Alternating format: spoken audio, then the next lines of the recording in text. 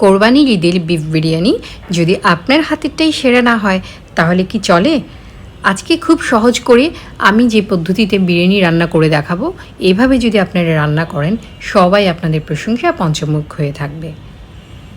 এর জন্য প্রথমে আমি বিফ নিয়েছি। এখানে 2 কেজি পরিমাণ বিফ আছে। হাড়, মাংস, চর্বি সব কিছু মিলিয়ে আছে, তাতে করে টেস্টটা অনেক ভালো আসবে। একটা হাঁড়িতে আমি ওটা ঢেলে নিয়েছি।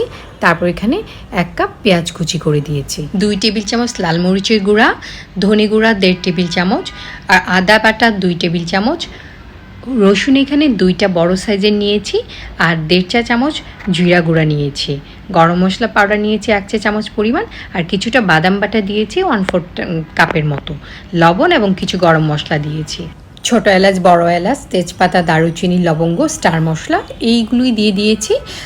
আর দিচ্ছি 1 কাপ তেল, বেরেস্তা ভাজা তেল দিয়ে দিয়েছি। আপনারা এখানে চীনাবাদাম ব্যবহার করতে পারেন কিংবা অন্য বাদামও ব্যবহার করতে পারেন পেস্ট হিসেবে। 1/2 কাপ টক দই দিয়ে আমি ভালো করে মশলার সঙ্গে মাংসটাকে মাখিয়ে নিব। খুব ভালো করে মাখিয়ে মাংসের সঙ্গে মশলাটা মিশিয়ে নিব। আর হাতটা ধুয়ে অল্প একটু পানি দিয়েছি যাতে হাতে লেগে থাকা মশলাটা চলে যায়। এর থেকে বেশি পানি আমি ব্যবহার করব না।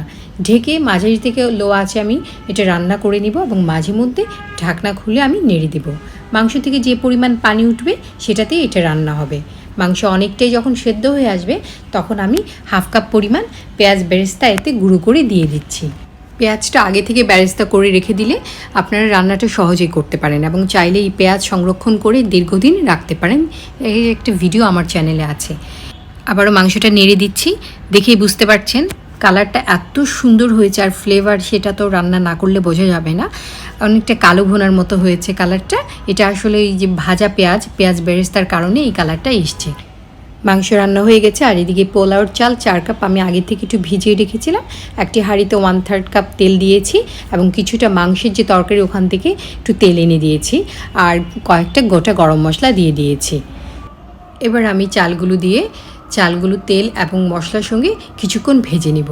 চালটা যদি ভালো করে ভাজা হয় তাহলে রাইসটা বেশ ঝরঝরে হবে এবং ভেঙে যাওয়ার সম্ভাবনা থাকে না। তাই আমি ভালো করে ভেজে নিচ্ছি। এবার আমি 4 কাপ চালের জন্য 8 কাপ পানি দিব, 4 কাপের ডবল পরিমাণ। কিন্তু আমি এখানে 7 কাপ পানি ব্যবহার করছি আর 1 কাপ দুধ ব্যবহার করেছি। আপনারা যদি গুঁড়ো দুধ ব্যবহার করেন তাহলে 8 কাপ পানির সঙ্গে গুঁড়ো দুধ মিশিয়ে দিতে পারেন।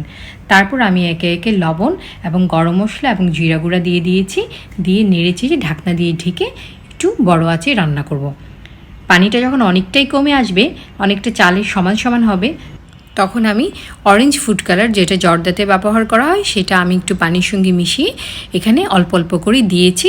আর চালগুলো একটু মিক্স করে দিয়েছি, তাতে করে কিছুটা অরেঞ্জ কালার চালের সঙ্গে মিশে যাবে। এবার আমি অর্ধেক পরিমাণ রাইস আমি তুলে নিচ্ছি আর বাকিটা লেভেল করে বিছিয়ে দিয়ে তাতে কিছুটা গুঁড়ো দুধ ছড়িয়ে দিয়েছি। আর বাদাম কুচি দিয়েছি 2 থেকে 3 টেবিল চামচ পরিমাণ, যেটা খেতে অনেক ভালো লাগবে। কিশমিশ দিয়ে দিয়েছি, এগুলো আসলে আপনাদের স্বাদ মতো। আর পেঁয়াজ বেরেস্তা দিয়ে দিচ্ছি, সাথে কেওড়া জল, আলু বোখরা এবং গোলাপ জল। এটা তো মাস্ট, বিরিয়ানির ক্ষেত্রে আসলে স্বাদটা অনেক বেশি বাড়ায়, ফ্লেভারটা অনেক ভালো লাগে। তারপর মাংস বিছিয়ে দিয়েছি, উপর থেকে আবারও কিছুটা গুঁড়ো দুধ দিয়ে দিয়েছি, পেঁয়াজ বেরেস্তা এবং কিছুটা ঘি দিয়েছি। এই ঘির কারণে শাহি ভাবটা আসবে, আর পেঁয়াজ বেরেস্তা থেকে যে ফ্লেভারটা ছড়াবে সেটা আসলেই বিরিয়ানির স্বাদকে বহুগুণে বাড়িয়ে দেবে।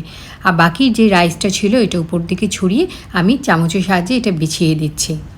আমি একদম গ্যারেন্টি করে বলছি, এভাবে যদি আপনারা বিরিয়ানিটা রান্না করেন, আমার মনে হয় এর থেকে ভালো বিরিয়ানি আসলে হতেই পারে না। উপর থেকে আরও কিছুটা অরেঞ্জ ফুড কালার দিয়ে দিয়েছি। তারপর এটাকে আমি দমে রান্না করব 15 থেকে 20 মিনিট। একটা তাওয়া প্রথমে হাই হিটে গরম করে নিয়েছি, তারপর হাইটা বসিয়ে একদম স্লো আছে এটাকে 15 থেকে 20 মিনিট আমি দমে দিয়েছি। আমি বিরিয়ানিটা একদম উল্টে পাল্টে দেখাচ্ছি। এটা এত ঝরঝরে হয়েছে আর এত ফ্লেভারফুল, একটা বিরিয়ানিতে এর থেকে আর বেশি কিছু কী চাই। আর যে মাংসটা এত সুপার সফট, যেটা আমি একটু ভেঙে দেখাচ্ছি, দেখেই বুঝতে পারছেন এটা খুবই সুস্বাদু একটা বিরিয়ানি হয়েছে। আশা করি আজকে বিরিয়ানি আপনাদের ভালো লেগেছে।